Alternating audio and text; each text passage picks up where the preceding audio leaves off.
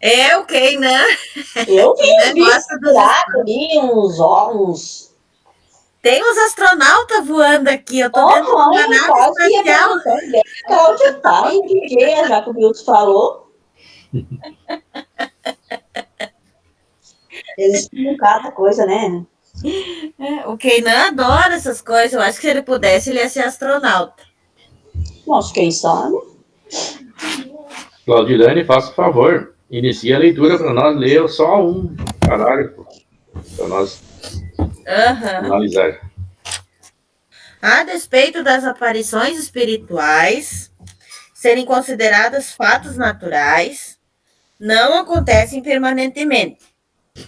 O motivo básico é que, estando o homem cercado de espíritos, ouvi-los a todos os instantes o perturbaria, embaraçar-lhe-ia os atos e tirar-lhe-ia a iniciativa na maioria dos casos, ao passo que, julgando-se só, ele age mais livremente.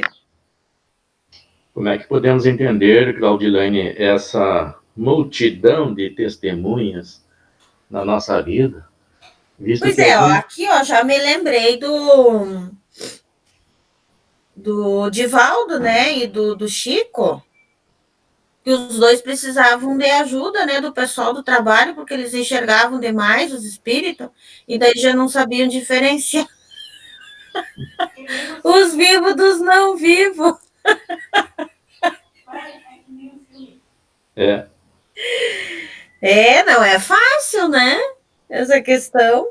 E aqui ele segue explicando que, além disso, né, essa questão de tirar a iniciativa, na maioria dos casos. Porque daí quem tivesse esse poder de enxergar os espíritos não teria iniciativa de tomar suas próprias decisões. Não faria nada sem antes perguntar para os espíritos, né? Então, normalmente, as pessoas não conseguem ver os espíritos, a não ser os médios videntes, né? Para não haver essa perturbação, né? Cada um na sua dimensão. Nós agora, nesse momento, né, estamos cercados com alguns espíritos nos ouvindo, outros nos inspirando, outros nos acompanhando. Mas nós não vemos. E mesmo assim a gente nota uma dependência muito grande desse pessoal que vai em cartomante, por exemplo, né? Isso. Procurando resposta para poder tomar uma decisão ou fazer alguma coisa, ou vai lá no astrólogo, ou vai no numerólogo, está sempre procurando alguém para lhe dizer faz ou não faz. Para tirar a responsabilidade dos próprios ombros, né? Eu vejo, assim, muitos videntes e cartomantes, né, dando a sua versão sobre o Campeonato Brasileiro agora. Daí eu fico pensando assim, que espírito que se prestam, né, para assessorar essa gente aí, né? E são espíritos, assim, frívolos, brincalhões e irresponsáveis, né, que não estão nem aí com o resultado de tudo. Verdade. Né? E no caso aqui, é só o médium vidente que consegue ver, né, esses espíritos. E nós vamos ver mais adiante que, em certas condições, todas as pessoas podem ver, podem ter esse contato. Mas, e essa questão, Claudilane, de cidades espirituais, que os espíritos têm dificuldade de sair de lá, ou alguns saem fugidos. E como é que existe a presença desses espíritos quase que continuamente aqui na Terra? E alguns já não têm essa facilidade toda. Aqui na Terra é o pessoal que está mais ou menos no mesmo nível do umbral, né? Que ainda está muito ligado a essa corporeidade. E fora isso, são daí os espíritos de luz, que têm condições de estar aqui sem se perturbar. Pelo menos é até onde o meu entendimento vai. Exato. Então, o apego, até no livro dos Espíritos está bem claro isso, né? O apego à matéria, às paixões do mundo, aproximam o espírito aqui do plano físico. E aí ele pode estabelecer a sintonia quando existe elementos que favoreçam isso. Então, mesmo ele estando nas regiões umbralinas, automaticamente ele pode estabelecer uma sintonia com um encarnado. A sua densidade do perispírito, ela fica bem próxima da matéria, né?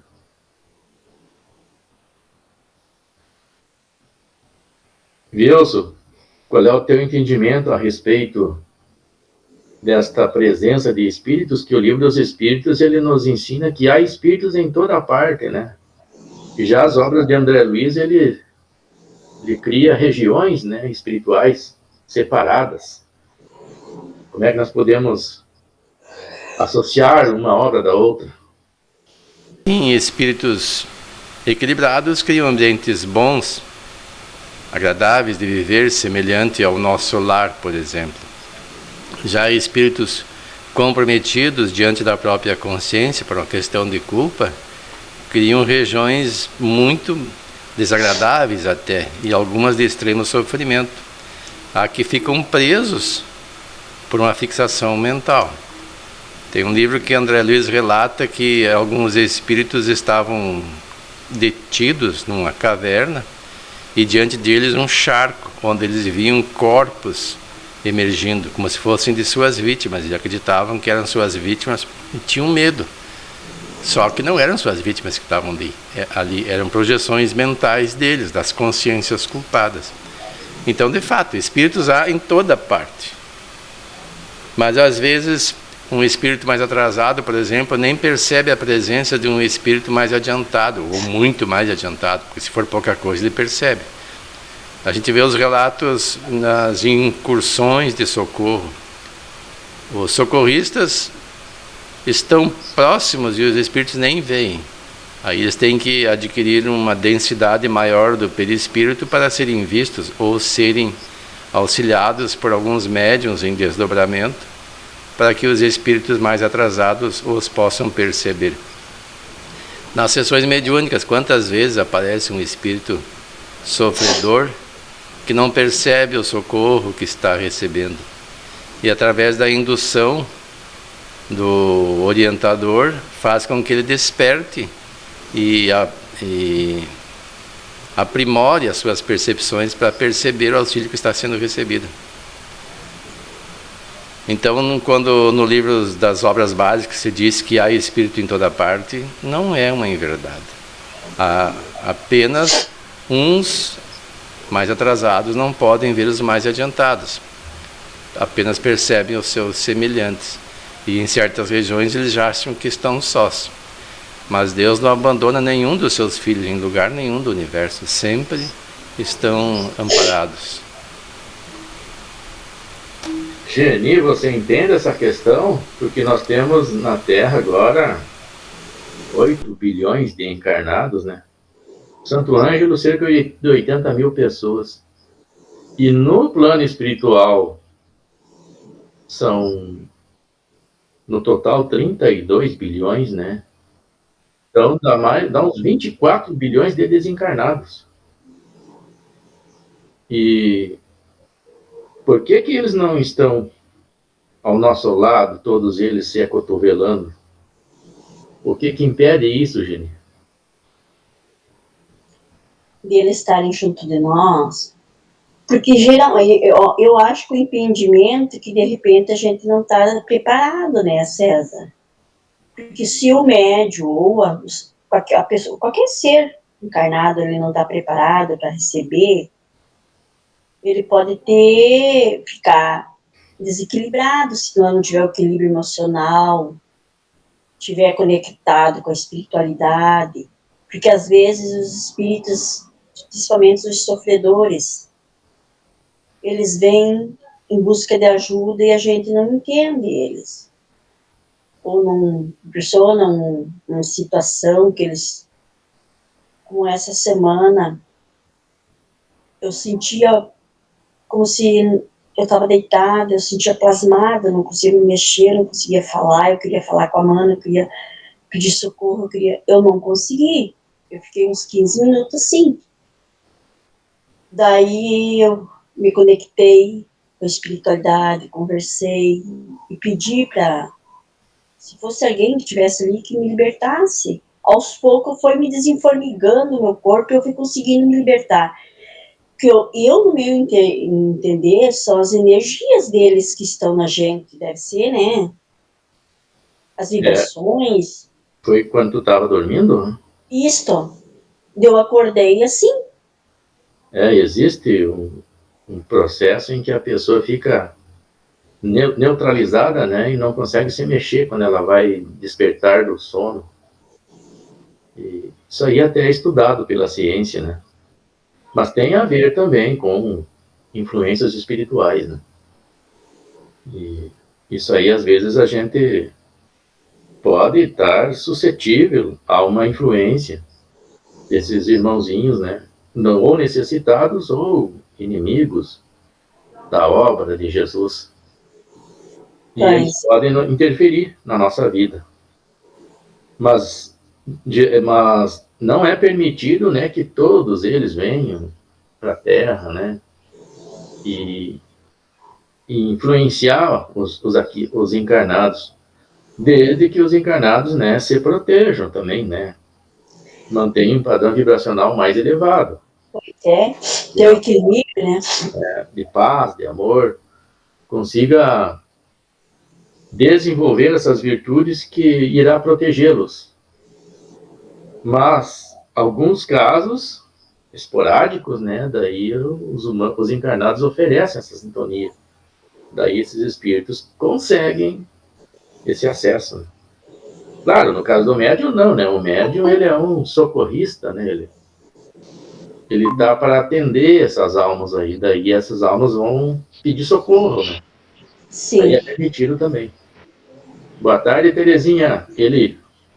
Boa tarde. Eu me esqueci que o horário era mais cedo agora. Desculpe. Às 15h30, para dar mais tempo para nós ir na palestra depois, né? Se preparar. Tá bom. Para nós passar a roupa e etc. E engraçado. Sim. Então tá bom. Segue na leitura, Wilson, faz favor.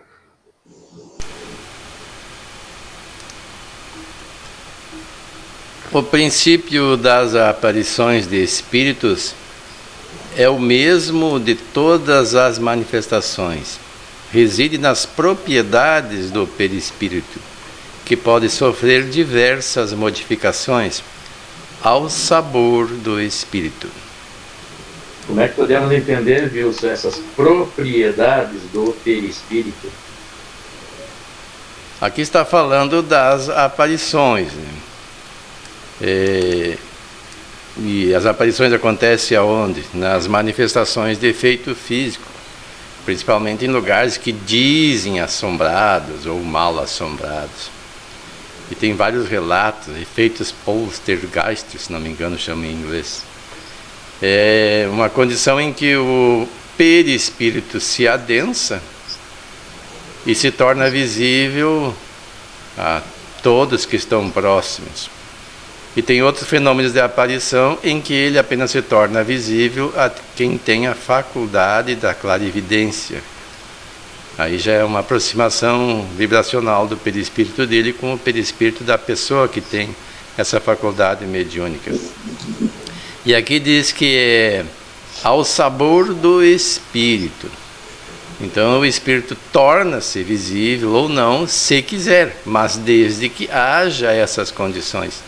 Por exemplo, nas regiões onde acontecem os fenômenos de aparições de espíritos para todo mundo e que dizem assombradas, se for fazer um estudo nas proximidades ou no próprio lugar, há uma pessoa ou mais de uma com faculdades mediúnicas doando efeito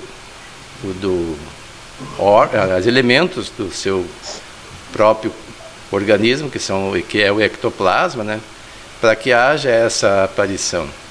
E elas são, inclusive, muitas vezes tangíveis. Tem diversos exemplos.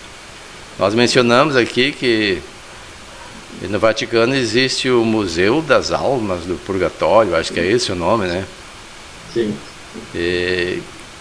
São registros físicos decorrentes de efeitos físicos e aparições de espíritos. Lá tem moldes de mãos que seria impossível uma pessoa colocar uma mão e tirar sem desmanchar o molde. Livros chamuscados, tem diversos tipos de manifestações que ocorreram e que ficaram os registros e eles arquivaram. Se não me engano foi o Severino, né, que entrou lá e fez alguns... Clóvis Nunes. O Clóvis Nunes, então eu me enganei mesmo. Clóvis Nunes que entrou lá e fez um registro, inclusive passou no Fantástico, se não me engano, parte do que ele registrou. Então isso é uma prova física de que existem, porque se formos nos atermos a livros, a fatos falados, comentados, as pessoas podem dizer que é pura invenção, mas tem essas provas que estão lá no Vaticano e tantas outras. Então quando alguém conta, a tendência é duvidar, quem não conhece, quem nunca estudou o Espiritismo, achar que a pessoa está inventando, que ela se enganou. Mas isso é um fato. E as pessoas cristãs das diversas religiões que não espíritas também acreditam que isso é impossível, porque Moisés proibiu e não se dão conta que Moisés mesmo e Elias apareceram para Jesus. E quem era que apareceu para Jesus senão o espírito deles materializado? E não foi só para Jesus, os apóstolos que estavam juntos, em número de 3, também viram. Então, e inclusive eles queriam fazer uma tenda para que eles passassem a noite. Eles não compreenderam bem o que estava acontecendo. Isso que eram os apóstolos de Jesus. Então é evidente que o Espírito, quando tem um certo domínio, ele consegue aparecer ou desaparecer ao seu bel prazer. O próprio Jesus, depois de 3 dias da sua crucificação, da sua morte, ele aparece aos seus apóstolos e seguidores e convive com eles e aparece e desaparece em vários ambientes, inclusive se alimentou com eles, segundo os registros bíblicos, por 40 dias. Isso é mais do que evidente, porque imagine Jesus, um espírito da maior envergadura que se conhece, o governador do planeta e que presidiu a organização de tudo, sabe como lidar com esses elementos. Ele nem precisa de um médium para aparecer.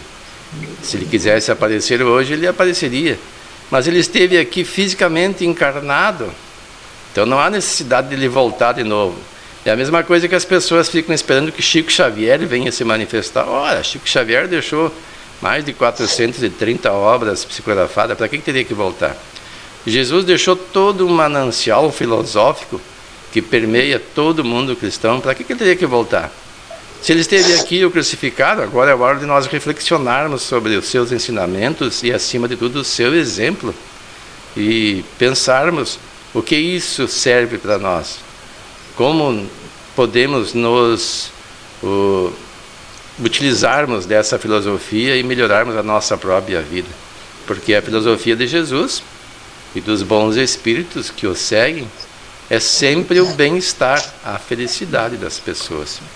E eles se manifestavam antes mesmo de Jesus ter vindo à Terra e continuam agora mais do que nunca se manifestando. Terezinha, qual o elemento que o espírito utiliza para poder se tornar tangível?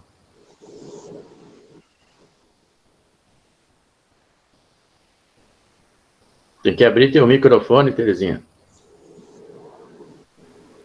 O elemento para o espírito se tornar visível? Visível e tangível, né? Sólido.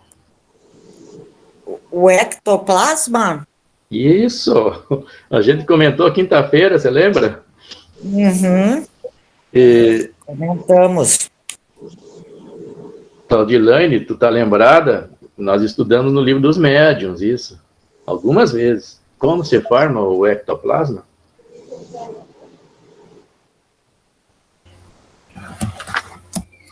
O ectoplasma se forma a partir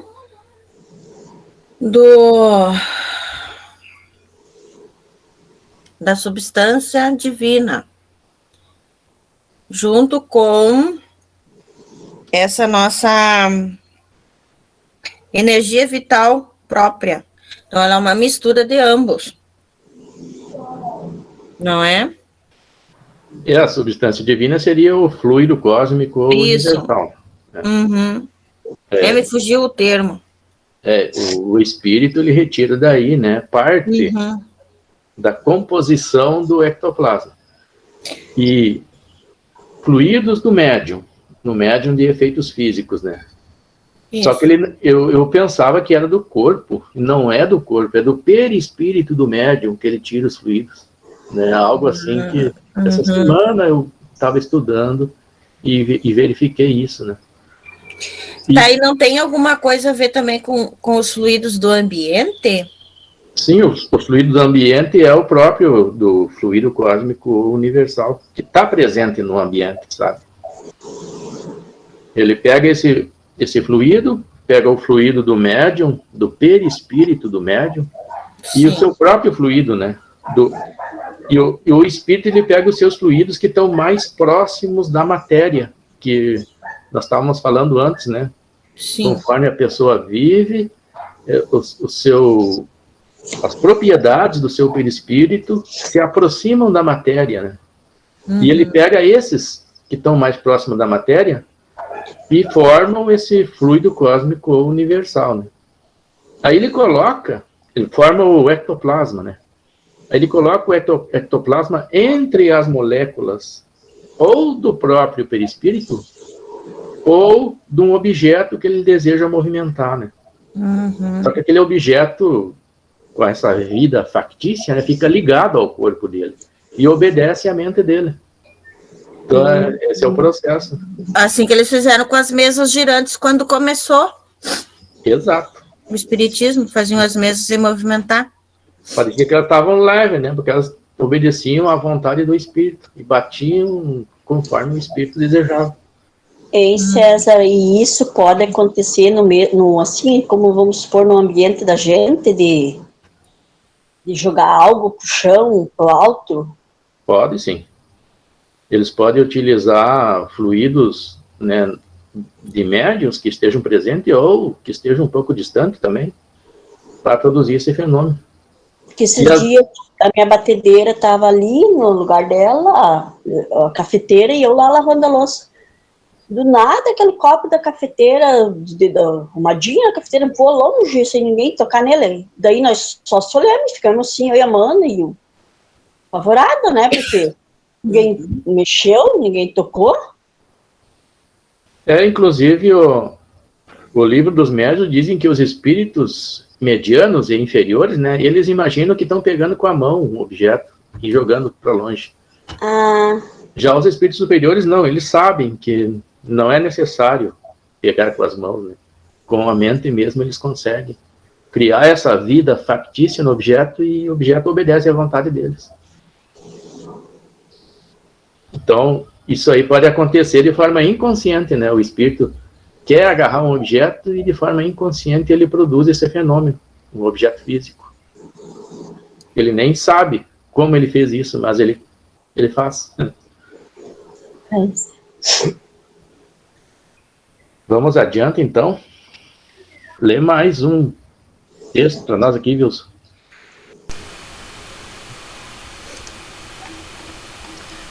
Devemos, entretanto, considerar os seguintes esclarecimentos prestados por Allan Kardec. As aparições propriamente ditas dão-se quando o vidente se acha em estado de vigília e no gozo da plena e inteira liberdade das suas faculdades. Apresentam-se em geral sob forma vaporosa e diáfana, às vezes vaga e imprecisa. Doutras vezes as formas se mostram nitidamente acentuadas, distinguindo-se os menores traços da fisionomia, a ponto de se tornar possível fazer-se da aparição uma descrição completa. Podendo tomar todas as aparências, o espírito se apresenta sob a que melhor o faça reconhecível, se tal é o seu desejo. Os espíritos superiores têm uma figura bela, nobre e serena. Os mais inferiores denotam alguma coisa de feroz e bestial, não sendo raro revelarem ainda vestígios dos crimes que praticaram ou dos suplícios que padeceram. Muito bem, então vamos comentar essa estrofe, essa parte aqui que o Wilson leu. E o Allan Kardec, Wilson, ele enfatizou ali que o estado de vigília, o estado de... essas aparições, né? Elas ocorrem quando nós estamos em estado de vigília. Por que Allan Kardec, assim, deixou, assim, essa parte, assim, bem saliente? Porque quando a pessoa está dormindo, não é uma aparição propriamente dita, porque nós entramos em contato com os espíritos quando dormimos, mas nesses casos não são eles que vêm para nós, somos nós que vamos até eles por desdobramento pelo sono, porque nós nunca paramos. O nosso corpo dorme para recuperar as energias, tem quase que suspensa a maior parte das atividades orgânicas para reequilibrar o fluxo energético para um novo dia. Mas o espírito sai em desdobramento e se dirige às regiões de sua predileção. E aí nós podemos, inclusive, aproveitando a oportunidade do comentário, fazer uma análise de como está a nossa vida psíquica e para onde vamos ao desencarnarmos. Certamente, ao desencarnarmos, iríamos para um lugar semelhante àqueles que nós lembramos quando acordamos e que chamamos de sonhos. Então, se os nossos sonhos são agradáveis, ótimo. Se causam perturbação, temos que descobrir as razões. Então, em algum ponto, nós estamos equivocados, agindo de uma forma errada. E porque ao nos desprendermos pelos sonos, entraremos em contato com espíritos mais ou menos agradáveis de conviver. E nesse caso não são aparições, são convívios. Somos nós que vamos até eles. E Kardec fala em aparições quando a pessoa está acordada, está em vigília. Estado de vigília no gozo da plena e inteira liberdade de suas faculdades. Ou seja, o corpo está desperto. A pessoa está de olhos abertos. E o espírito aparece de uma forma mais ou menos diáfana, e às vezes vaga, imprecisa, como diz o texto, e de outras vezes nitidamente. Como eu disse, há casos em que eles são tangíveis e até podem nos tocar. Muitos relatam isso. Tem pessoas que às vezes nem veem, mas sentem o toque de um espírito por perto. Então são tipos de manifestações que acontecem. E Kardec aqui fala que o médium está no estado de vigília, quando é só o médium que vê. Como eu disse, existem ocasiões em que mais pessoas veem. Aí já é uma materialização, já não é bem só uma aparição. É uma materialização, inclusive que permite até que o espírito seja fotografado. O médium, Wilson, em transe mediúnico, é considerado o estado de vigília? Olha, vigília plena é quando está em plena consciência. Em transe mediúnico tem diversos graus de transe mediúnico. Tem até o transe mediúnico em que a pessoa dá uma passagem de forma inconsciente. Então depende do grau. Ele está mais ou menos vigilante. Quando a mediunidade é intuitiva, por exemplo, a vigília dele é mais acentuada. Mas quando é mecânica ou inconsciente, aí quase que não há uma ação direta do seu pensamento e da sua vontade no fenômeno. Giani, você está entendendo que tudo isso aqui é ciência espírita? O que significa esse termo, ciência espírita?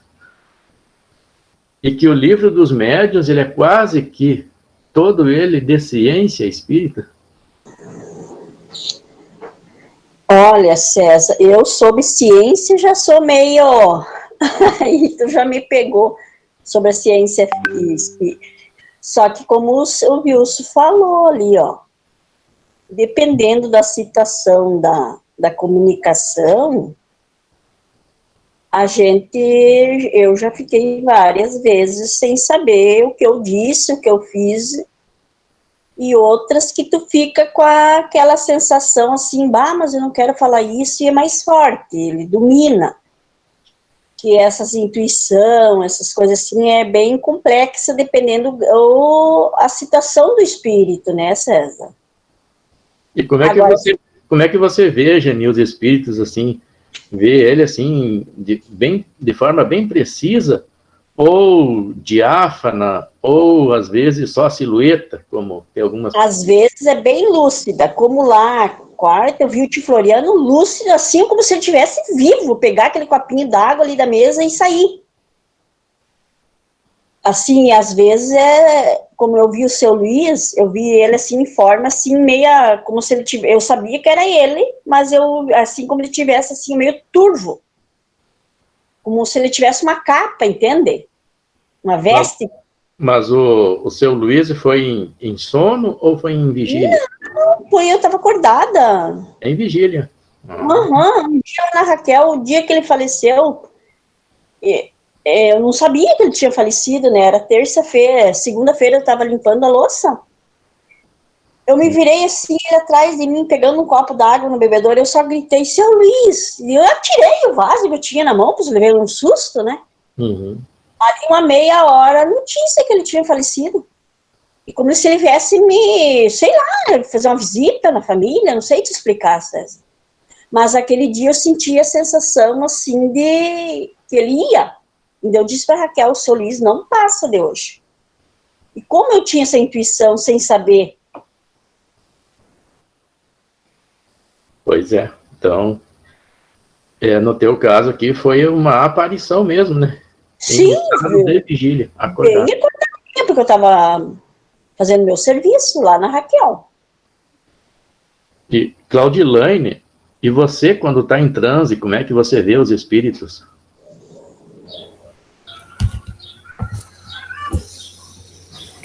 Olha, na maioria das situações é como se eu estivesse vendo um filme. Quando eu consigo enxergar. Entende? É como se estivesse passando um filme, assim, na minha tela mental, como diz o seu Antônio. Né? Mas, normalmente, eu sou de sentir a presença. Né? Tanto é que eu capto no meu corpo tudo o que eles estão sentindo. E você vê, assim, não no mesmo ambiente que nós estamos, né? Em outro ambiente?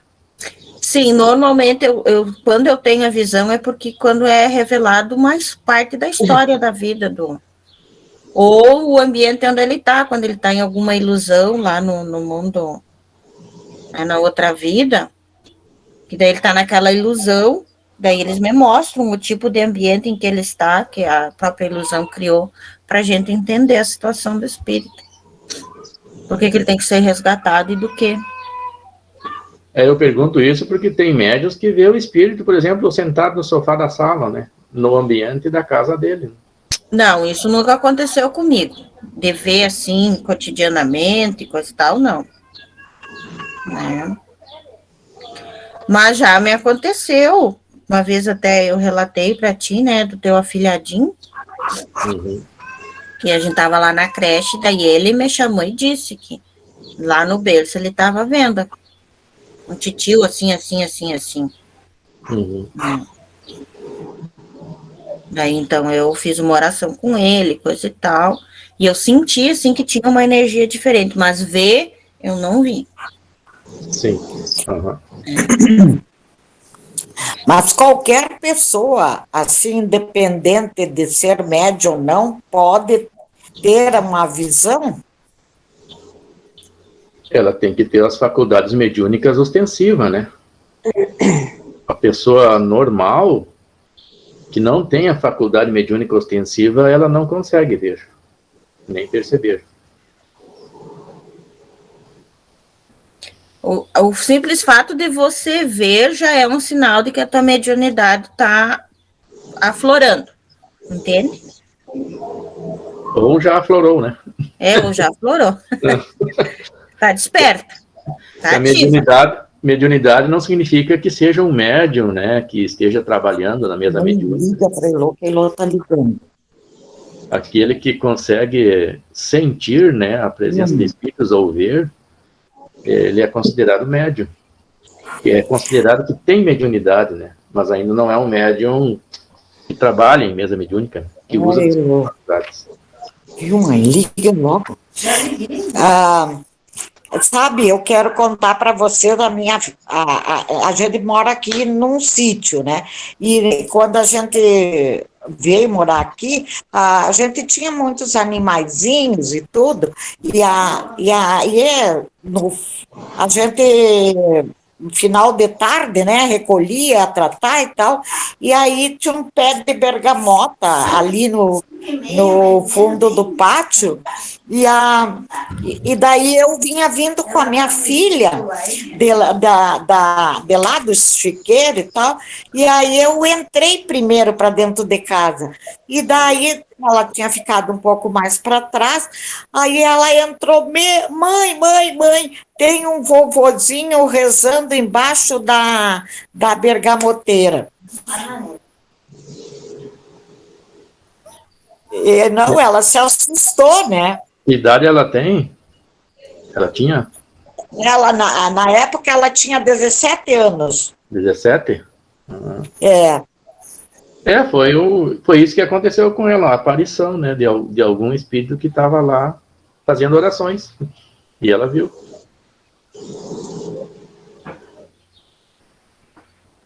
Wilson, e essa última parte aqui, ó, que geralmente eles se apresentam assim com vestígios, aqueles que eram criminosos, né, de crimes que praticaram, ou dos suplícios que padeceram, quer dizer, das enfermidades que levaram eles à desencarnação. Como é que podemos entender? O espírito mais atrasado, ele cristaliza uma ideia. Você falou há pouco que eles às vezes levantam coisas quando há um fenômeno de materialização, achando que é com a própria mão, não sabe que é com o pensamento. Claro que isso não é uma coisa comum, porque não é qualquer espírito que vai chegar e mexer nos objetos, senão a vida aqui seria muito perturbada. Isso no lugar onde há ectoplasma para que isso aconteça. Mas na questão da aparência do espírito, assim como ele é capaz de mexer nos objetos, nas aparições, ele, sem saber como, ele plasma o seu corpo. E uma mente perturbada, uma mente doentia, vai plasmar um corpo de acordo com o estado vibracional seu. Uma pessoa má, por exemplo, que agride, que persegue, que calunia, que mente, vai ter essa aparência bestial, feroz. E aí já diz, não raro ainda revelam vestígios dos crimes. Eu mencionei há pouco do caso do André Luiz, que ele menciona que alguns ficavam numa caverna vendo os cadáveres. Esses cadáveres eram vestígios dos seus crimes. Eles, na mente, viam os cadáveres que eles geraram enquanto estavam encarnados e que agora apareciam para eles como se fossem reais. E qualquer um que se aproxime, claro, também espírito, vai ver aquelas cenas geradas pelas mentes deles. E ainda diz assim, ó, os espíritos superiores têm uma figura bela, que é bem diferente. Uma pessoa que... Vocês não percebem no semblante das pessoas que geralmente, com algumas exceções, claro, porque o sofrimento também torna, às vezes, uma expressão não muito agradável, mas na mediana população, na média da população, só no olhar no semblante da pessoa, tu já tira uma ideia de como é que é o seu padrão vibracional. E se a pessoa falar, então, aí mais ainda. Muitas vezes você olha assim e não vê muita coisa, mas quando tu conversar com a pessoa, a vibração da voz da pessoa até torna mais aprazível o convívio. E um espírito superior, com boas intenções, com um padrão vibracional melhor, ele vai plasmar um perispírito belo. Aqui diz assim, uma figura bela, nobre e serena. Não apresenta ansiedade, não apresenta medo, não apresenta nenhum sentimento de raiva, de rancor. Então isso é a beleza espiritual. Já os outros não, denotam aquilo que trazem no íntimo. Nós sabemos que o perispírito é o modelo que modela o nosso corpo. Parece uma redundância, o modelo que modela, né? Mas é o princípio modelador do nosso corpo. A forma? Porque ele se une, segundo o Livro dos Espíritos, ao corpo em formação molécula a molécula, célula a célula, e vai modelando o corpo. Então, quando a pessoa é criancinha ainda, ele tem tracinhos agradáveis, até para se tornar mais aprazível as pessoas que olham, não vejam nele a sua felonia. Mas quando ele atinge depois da puberdade, traz à tona tudo aquilo que ele carrega em si. Claro, melhorado pela influência dos pais e alguns mais rebeldes, ainda aquele caráter de maldade. Então o espírito doente que eu digo mentalmente, só pode gerar um perispírito da mesma forma, não tem como ser diferente. Tu sabe, agora tu falando que eu lembrei de uma aluna que nós tivemos, que foi muito difícil o período que ela teve lá na escola, porque ela conseguia provocar uma situação nos outros alunos das outras turmas, das outras séries. Eu me lembro assim que uma vez queriam pegar ela, né? E realmente, se pegassem ela, assim, eu acho que iam bater nela valendo. Porque ela apedrejou, acho que um ninho de passarinho, até derrubar o ninho, sabe, para pegar o passarinho e estrangular. E os outros dizendo para ela soltar, para ela não fazer, e ela pegou e fez, sabe? Parece que para mostrar para os outros que ela podia fazer. E deu uma revolta ali na gurizada, nas meninas, sabe? Que nós, professora, tivemos, olha, foi complicada aquela vez a situação para tirar a guria do meio deles e acalmar eles, sabe? E ela não escutava o que a gente falava, parece que ela fazia para provocar esse tipo de situação, sabe? Ela vivia... Os recreios, quando ela ia na escola, todos os recreios a gente ficava assim de orelha em pé, porque a gente sabia que uma situação ou outra ela ia provocar, sabe, um conflito.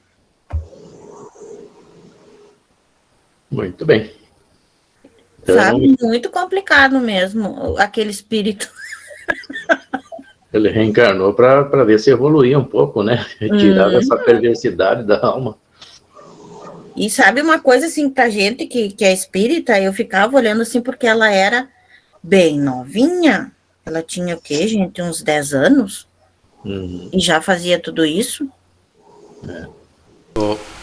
Às vezes a gente lê obras mediúnicas e acha meio fantasioso a maldade extrema das pessoas que detêm isso encarnado, detém alguém para só fazer maldade. Eu estava vendo um vídeo ontem contando a história de muitas personagens, algumas até recentes, estranhas, desconhecidas, que não são de conhecimento público. A gente só lembra de Hitler, de Gengis Khan e de alguns Pol Pot e outros mais recentes aí. Mas não conhece essas pessoas.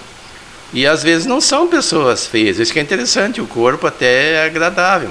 Aí conta a história de uma menina americana, de família abastada, no tempo da escravidão americana. E ela, quando adulta, tinha escravos morando num casarão, presos em gaiolas, e ela fazia tudo que é tipo de tortura naqueles escravos. Aí a gente fica até estarrecido, como é que pode um espírito fazer isso? Aí um espírito desse desencarna, ele vai voltar melhorado, claro, mas ainda com instintos bem inferiores, tipo esse dessa menina. Agora ele mata os animaizinhos, porque o mundo já não permite ter escravos, né? E esses espíritos precisam, no contato conosco, de exemplos de vida sã. e de que nós, no nosso comportamento, somos pessoas felizes, relativamente, claro, e que o bem agir é bom, porque lá no fundo eles não se sentem bem, eles são perturbados, são angustiados, e aí, observando isso, eles terão a oportunidade de reflexionar. Será que eles não podem também se tornar melhores? É a oportunidade de continuar reencarnando aqui e se aprimorando cada vez mais. Senão, se mantiverem assim, empedernidos no mal, aí não vão poder mais reencarnar. Essa, com certeza, é a última oportunidade. Então, tá bom. E sofrem, essas pessoas assim, elas sofrem muito. São as que mais sofrem, porque às vezes eles mesmos não têm noção do que eles estão fazendo e pensam, o porquê de tudo que eu estou agindo assim, o porquê isso? Porque eu sei que lá no Lar da Menina também, a Mana sempre contava essas histórias dessas crianças com esse desequilíbrio fortíssimo. E elas sofrem. Tinha uma menina que se cortava, porque ela sofria, ela se agredia, e isso aí a gente sabe que não é da criança, não é dela, isso aí, né, são resíduos de outras vidas, de outros passados, que vem refletir nessa vida dela. E se tem muita gente, às vezes a gente convive com pessoas bem próximas com esses desequilíbrios, e às vezes muitas pessoas não levam a sério ao risado, coisa assim, mas isso é bem complicado, é bem difícil para eles. Olha, uma pessoa que assusta, por exemplo, é Calígula. Mas se for olhar a história de Calígula, ele teve péssimos exemplos. Ele ficou preso por um tempo, se não me engano era um tio dele, sob ameaça constante de morte, e depois queria tornar ele imperador junto com o filho dele, e ele acabou matando o filho desse outro imperador para ficar imperador sozinho, se tornou um monstro. Então ele teve péssimos exemplos e piorou ainda a situação dele, reagindo da forma que reagiu. E por outro lado, nós temos alguns exemplos mais recentes aí de pessoas que agiram de forma diferente. Aí na África do Sul, aquele presidente que ficou por mais de 30 anos preso, nós estudamos isso, acho que há pouco tempo, não foi? O Nelson Mandela. Ele ficou inclusive uns 16 anos na solitária, num cubículo que era menor do que a sua estatura, imagine a tortura. E aí ele sai de lá e no primeiro jantar público ele coloca um de cada lado dos seus carcereiros, numa aproximação de reconciliação. E também na Índia, os ingleses que dominavam maltratavam o povo. Eles achavam que pela violência iam conseguir manter o domínio, não libertando o povo. Numa ocasião, Gandhi ia passando, um policial deu um soco nele. E aí o público quis reagir, claro, né? E Gandhi apaziguou os ânimos. Daí o oficial perguntou, quem que te faz assim? Ele disse no sentido covarde, que não reage, né? E daí Gandhi disse assim, esse que você carrega aí no teu crucifixo, que era Jesus, né? Aí o cara ficou chocado. Ele se deu conta que ele, um cristão, agia de forma equivocada. E isso é numa palestra do Divaldo que ele fala. E pela atitude do Gandhi, certamente, esse policial mudou de postura. Porque ele viu que estava um cristão maltratando pessoas não cristãs em nome de uma ideia equivocada e carregando o crucifixo no peito, que é o símbolo do cristianismo. E essas crianças, muitas vezes, eu me recordo que lá em Novo Hamburgo, no centro espírita, elas têm uma reação diferente. Uma menininha das pessoas assistidas, né, caiu, e o irmãozinho, em vez de vir lá levantá-la, como é normal, ele quase que a agrediu. Como quer dizer assim, tu não pode ser fraca, uma coisa estranha, é um comportamento diferente. Então esses irmãos precisam muito do bom exemplo para que eles modifiquem. Se nós agirmos da mesma forma que eles, o círculo de ódio vai se manter e nós não seremos melhores que eles. Muito bem. O sentimento, né, de ódio de rancor, e de mágoa e de vingança, ele promove que o espírito fique pesado, fique perturbado. É o fardo pesado que Jesus relatava, né? E a Geni falou ali que essas pessoas sofrem muito. De fato, elas sofrem muito por carregar esse fardo pesado em suas almas, né? Mas não deve culpar ninguém, né? São elas mesmas que produziram isso. Esse peso, esse aperto no coração, né? E eu gostaria de perguntar para a Terezinha, os espíritos superiores têm uma figura bela, nobre e serena. No caso de Jesus Cristo, como é que era assim, a fisionomia de Jesus e como é que era a fisionomia de Maria? Pelo que a gente lê, pelo que a gente vê, filmes e coisas, eles procuram interpretar, né, nos filmes, aquela serenidade, aquela paz que eles transmitiam, né, aquela mansidão.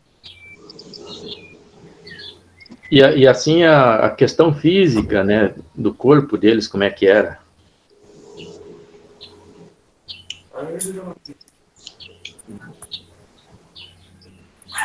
Só o momento que chega uma pessoa aqui, alguém quer responder? Tá, passar para a Claudilaine. Olha, pelo que a gente estudou, eles eram fisicamente assim,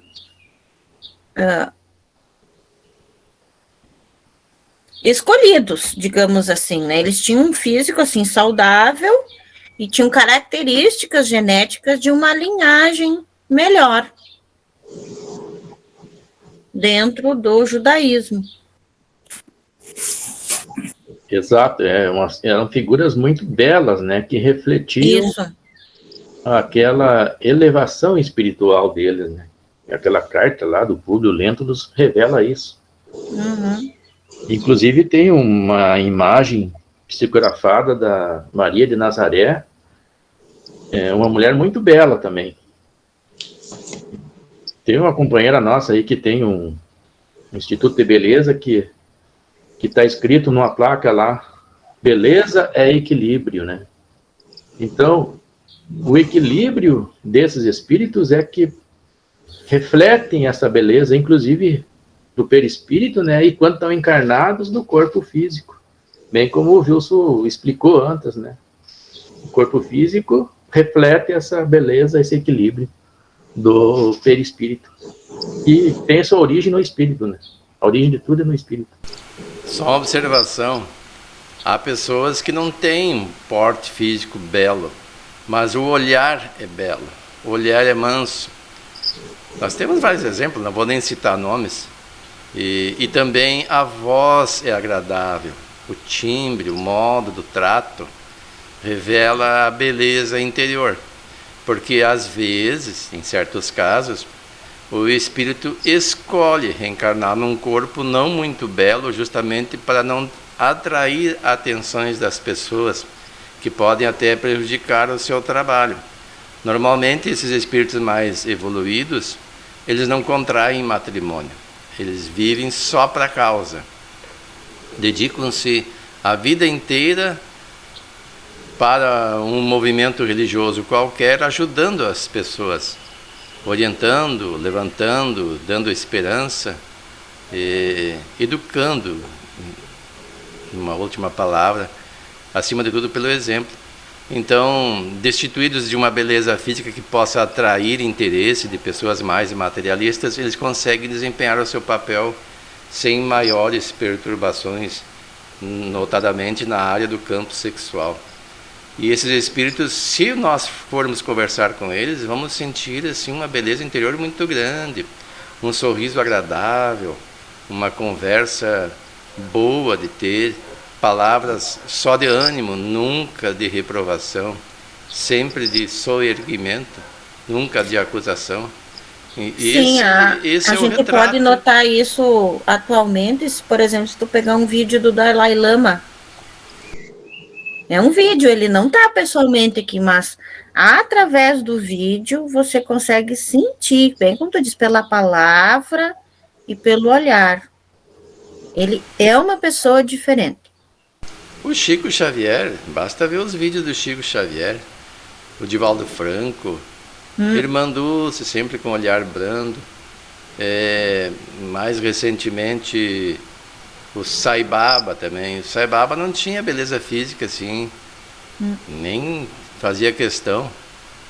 Bastava ver as roupas dele, era uma roupa laranja, um tipo de um saião laranja, bem simples, mas sempre sorridente, sempre agradável e ajudando as pessoas, educando as crianças até se formarem. Os colégios que ele criou lá são exemplos, curando pessoas nas instituições hospitalares que ele criou, que são exemplos. Eu nem sei se no Brasil tem algum hospital similar a um daqueles que ele fez lá.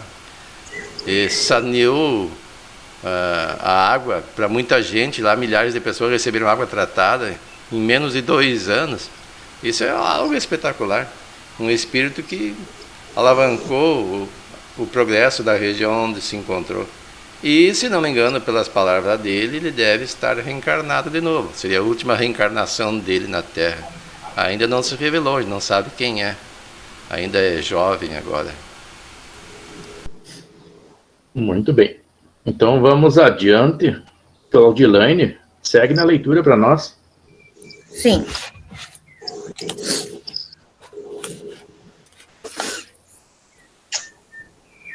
Continuemos um pouco mais com as elucidações do codificador do Espiritismo a respeito das materializações de espíritos. O espírito que quer ou pode fazer-se visível reveste às vezes uma forma ainda mais precisa, com todas as aparências de um corpo sólido, ao ponto de causar completa ilusão e dar a crer aos que observam a aparição que tem diante de si um ser corpóreo. Em alguns casos, finalmente, e sob o império de certas circunstâncias, a tangibilidade se pode tornar real, isto é, possível se torna ao observador tocar, palpar, sentir na aparição a mesma resistência, o mesmo calor que num corpo vivo, o que não impede que a tangibilidade se desvaneça com a rapidez de um relâmpago. Nesses casos, já não é somente com o olhar que se nota a presença do espírito, mas também pelo sentido tátil. Foi o caso de Tomé, né? Que ele queria tocar nas cicatrizes do Cristo. E esse corpo tangível de Jesus, que mostrou as chagas naquele momento em que Tomé queria tocar, né, para certificar-se que aquilo era real, como é que esse corpo de Jesus ele permaneceu depois nas outras aparições? Que eu saiba, sem as chagas, porque nenhum dos outros precisava enxergar as chagas. Então dá para ver que no caso de Jesus, né, ele conseguia manipular essas propriedades do perispírito, né, para tomar a forma que ele queria, que era necessário para cada momento, né. E aqueles que iam em direção a Emaús nem sequer reconheceram Jesus pela primeira vez, né. E, bom, adiante nós vamos ver o motivo disso, né. Então, fica bem claro que nessa condição aí, que não é permanente, né, o espírito, como diz o texto aqui, de repente, desaparece tudo, né, desintegra tudo, todo aquele ectoplasma que estava criando aquela forma tangível, né.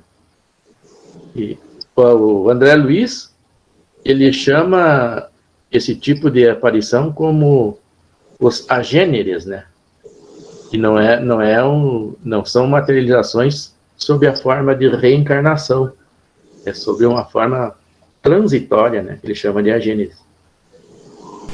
A propósito, Jesus, quando reapareceu depois da crucificação e de ser sepultado, inclusive se alimentou. E eu fiquei pensando assim, mas como é que pode um espírito vir aqui e ingerir alimento?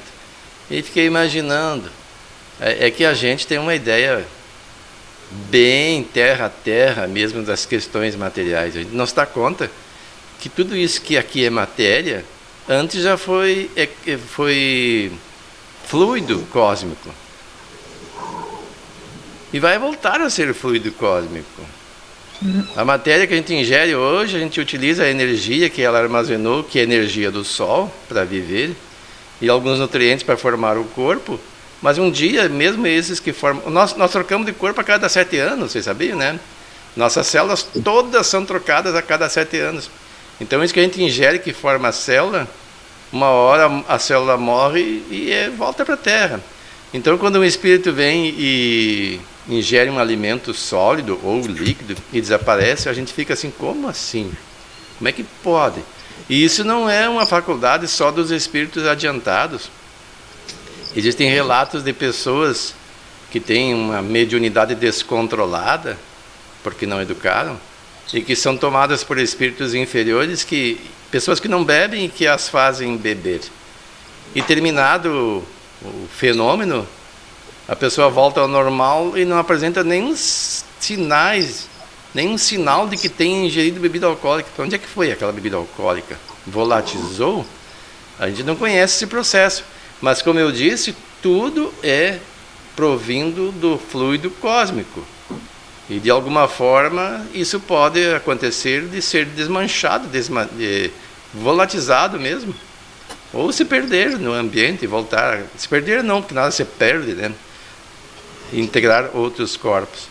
Então não é de espantar, é que a nossa visão, ainda como seres encarnados, é que não pode uma coisa material ser assimilada ou ingerida por um ser que não tem um corpo físico, porque nós desconhecemos essas propriedades.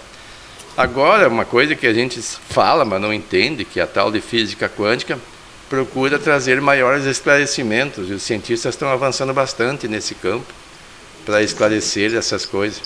Mas daí precisa muito estudo para a gente entender, porque a gente vendo o que eles escrevem e ouvindo eles falar, às vezes mesmo a gente que tem conhecimentos espiritualistas acha que eles estão devaneando. Tanta informação que trazem que se chocam com aquilo que nós estamos habituados. Agora imaginem as coisas espirituais, então. Pessoal, vocês estão lembrados daquela comunicação daquele espírito embriagado, né, na última quarta-feira? Aí eu disse para ele que aqueles fluidos etílicos, né, poderiam ser retirados dele para ele sentir a sensação de sobriedade. Era possível isso? Claro que eu gostaria. Eu falei aquilo, mas não sei se o pessoal concordou, né? Eu fiquei pensando como é que esse espírito está sentindo sensação de embriagado. Ele se aproxima das pessoas que bebem e ele assimila esses fluidos que o espírito bebe. Como eu relatei nessa história, que eu não mencionei o nome, mas uma pessoa bem próxima que contou, eu não presenciei, que a pessoa bebia e depois ficava boa. Certamente o espírito que fazia essa manifestação levava consigo essas emanações da bebida. E é possível isso que você falou. Ora, como eu disse, se é tudo provindo do fluido cósmico, ele pode tornar ao estado original dele e se dispersar no espaço, não se perder, se dispersar, e a pessoa ficar melhor. Claro, não vamos assim, as pessoas que estamos encarnadas agora, então eu posso beber e depois, por um efeito qualquer, eu vou ficar melhor. Não, no nosso corpo físico nós temos emanações não, o álcool mesmo entra na corrente sanguínea e afeta o cérebro de uma forma que a pessoa tem dificuldade até de raciocinar e controlar até os movimentos.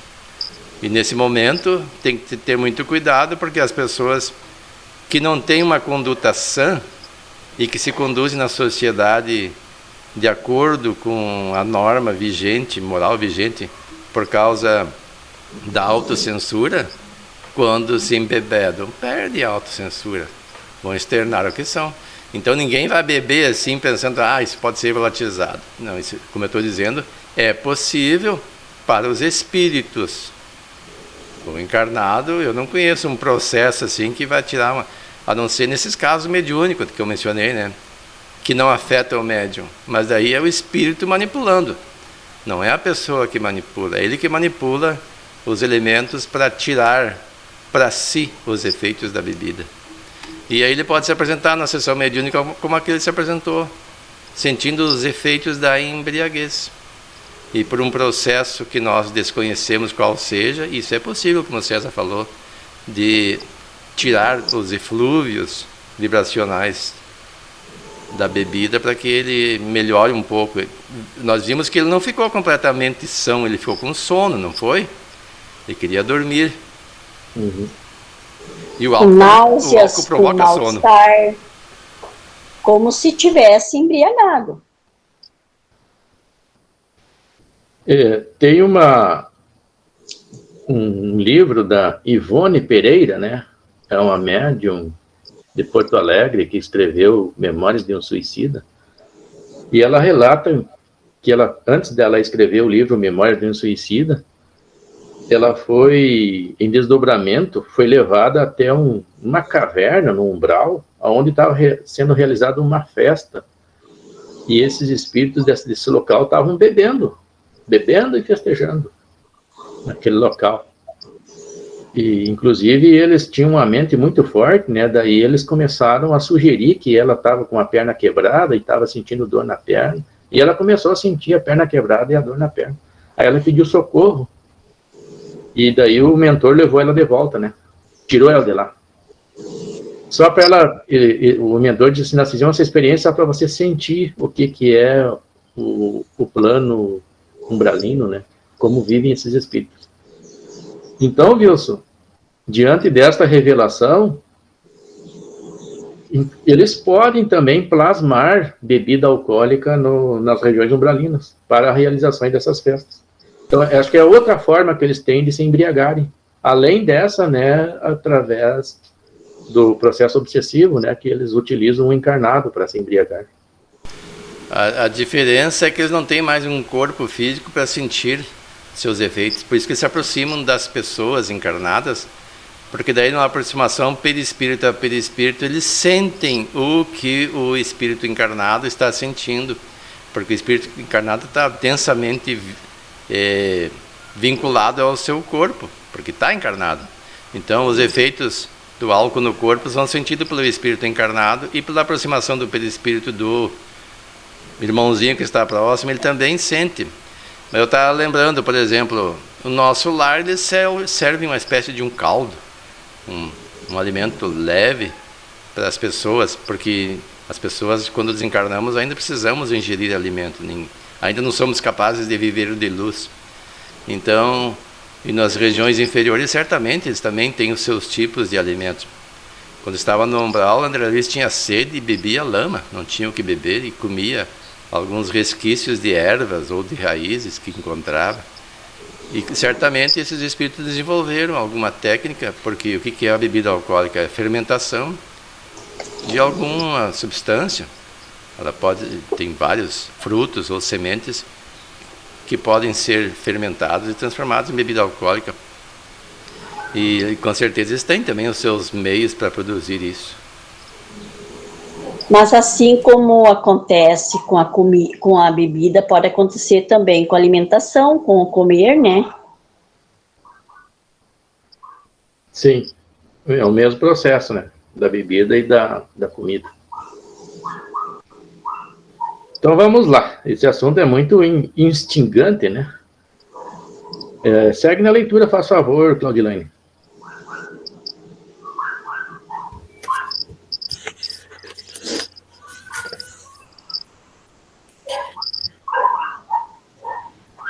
São essas as explicações espíritas relativas à aparição de Jesus aos seus discípulos, sua tangibilidade e o seu desaparecimento, ocorrido durante a refeição, no momento em que foi reconhecido por seus companheiros de viagem. Não deixa de ser um fato curioso Jesus ter se manifestado como simples viajante aos discípulos na estrada de Emaús. Quando se revelou como o Cristo a Maria de Magdala, nas primeiras horas daquele dia, e aos apóstolos durante a refeição do meio-dia. Algum motivo superior justificou essa atitude do mestre. Podemos apenas levantar algumas conjecturas, sem que com isso encontremos a resposta concreta ou satisfatória. Será que a sua aparição abrupta não iria assustar os discípulos, ainda bastante impressionados com os acontecimentos do Calvário e da crucificação? Talvez a necessidade de ampará-los, libertando-os da tristeza e da saudade, fosse mais urgente? Quem sabe ocorreu ao Senhor a necessidade de, anonimamente, sondar-lhes as disposições íntimas relacionadas ao trabalho de cristianização do mundo que lhes caberia no futuro? E aí, pessoal, fica essa pergunta aí. Qual é a tua opinião, Wilson? Sobre as razões por que ele apareceu diferente? Isso. Aí são conjecturas, a gente não pode ter certeza. Aqui levanta algumas hipóteses, que seria que ele poderia impactar. Eu estava pensando antes, ele apareceu para Maria Madalena e ela não o reconheceu, porque certamente ela estava esperando que Jesus aparecesse tal qual ela ouvira quando crucificado.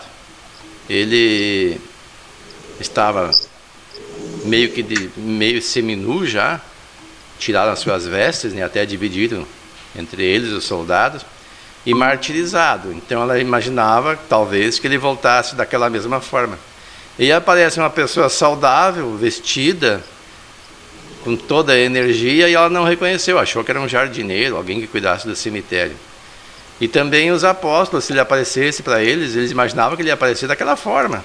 Aí aparece uma pessoa saudável, no momento eles não reconhecem, eles não tinham ideia que o espírito, quando desencarna, não precisa manter a forma com que desencarnou. Inclusive pode aparecer mais jovem e pode até optar outra forma de aparição.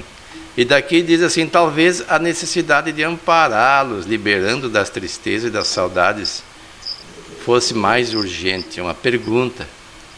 E daí ele aparece como um viajante, e na conversa ele pode levantar de forma indireta o ânimo das pessoas. Até que pelo modo como ele falava, daí eles descobriam que se tratava de Jesus, que ninguém tinha a capacidade que Jesus tinha de falar com as pessoas, e o conhecimento que ele tinha não era comum. Então ele se revelava pelo modo como ele falava, então levava um tempo para descobrirem.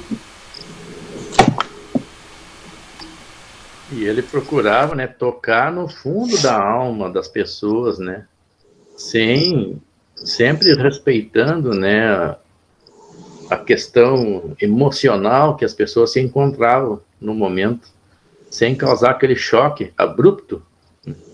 Então tudo isso somente Jesus mesmo que podia, que tinha tal habilidade para realizar com aqueles homens ali. E ele achou por bem, né, se manifestar para cada um de uma forma. A Maria Madalena foi a primeira em que ele apareceu. Tu tá lembrado, Wilson, o relato da aparição de Jesus para Maria Madalena? Sim, ela estava chorando ali porque achava que tinham roubado o corpo do mestre. Eu acho que tu tinha saído um pouquinho do ar, né? Sim, e daí, quando eu tinha falado já por cima a respeito, Jesus apareceu com ela, para falar com ela, e ela achou que era o jardineiro do cemitério, não se deu conta que era ele. Aí quando ela viu que era ele, quis tocar, e ele disse que ainda não era o momento, que ele não tinha subido para o pai ainda.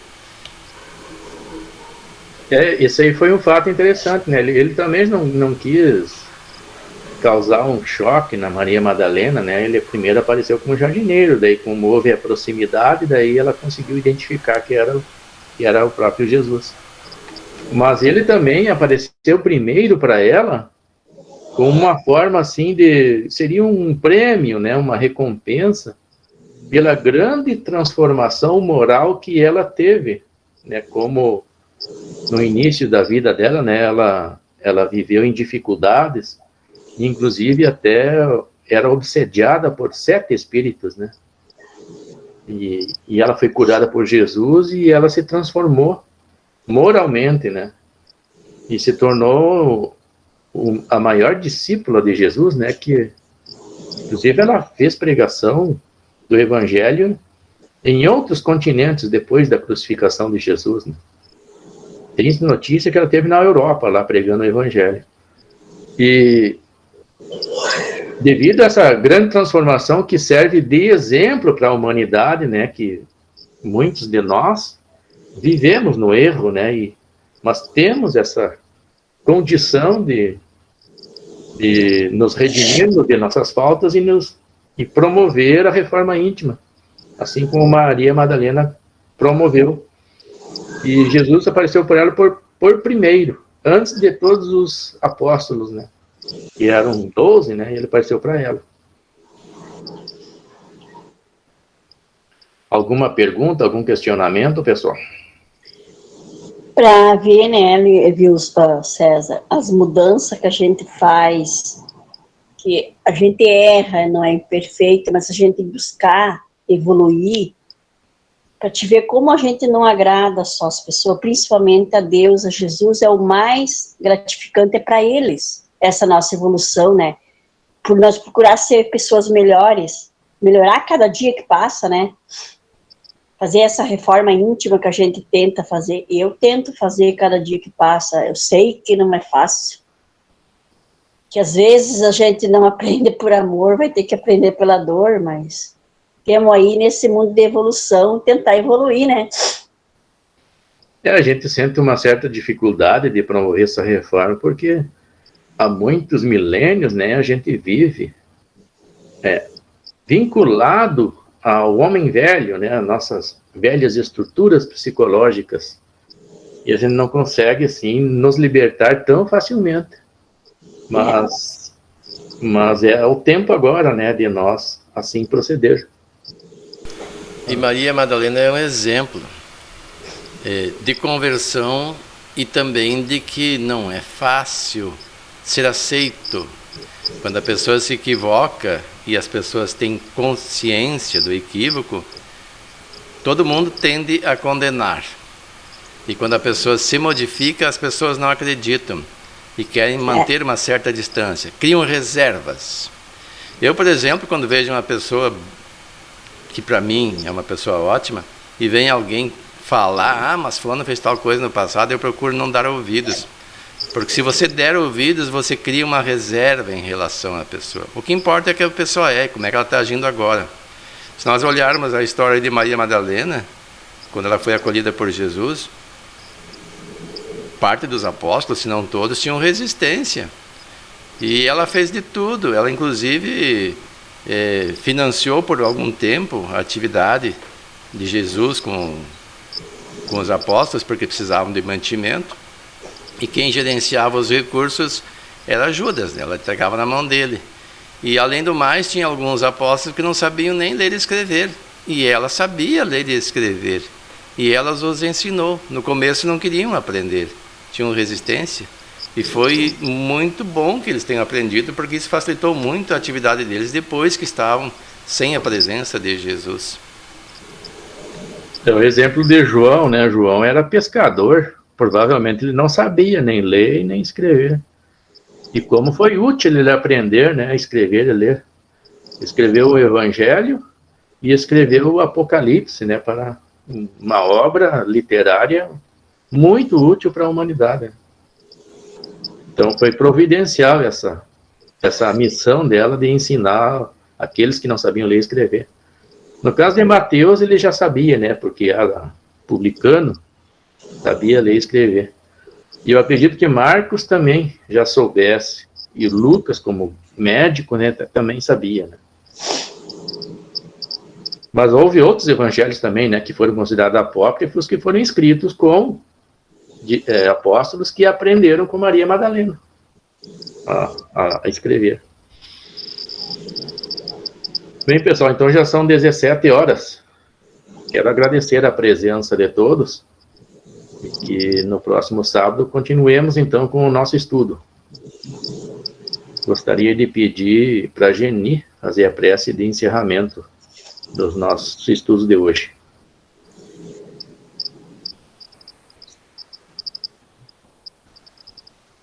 Tão elevados os nossos pensamentos, agradecido por esse encontro de aprendizado, pedimos a Deus a proteção a cada um de seus seres aqui na Terra, que nós possamos, cada dia que passa, se tornar pessoas melhores, seres de luz, tentarmos fazer da nossa vida evolutiva uma caminhada, para mais tarde nós sermos espíritos de luz.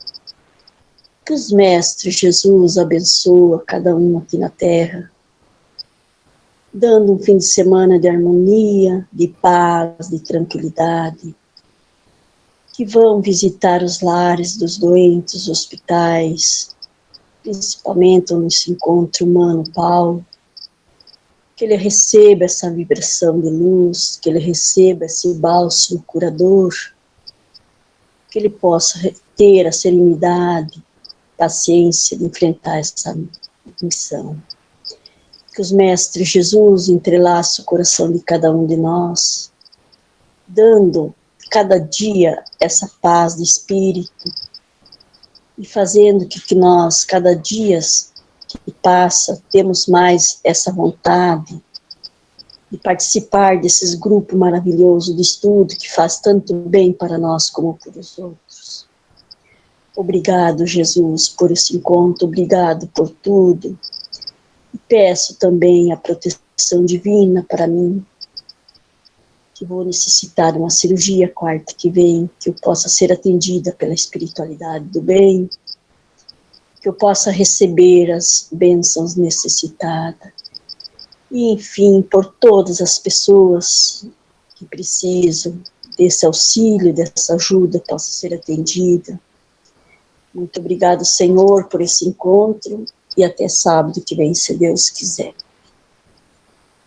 Que assim seja, então, pessoal. Que assim seja. Bom final de semana e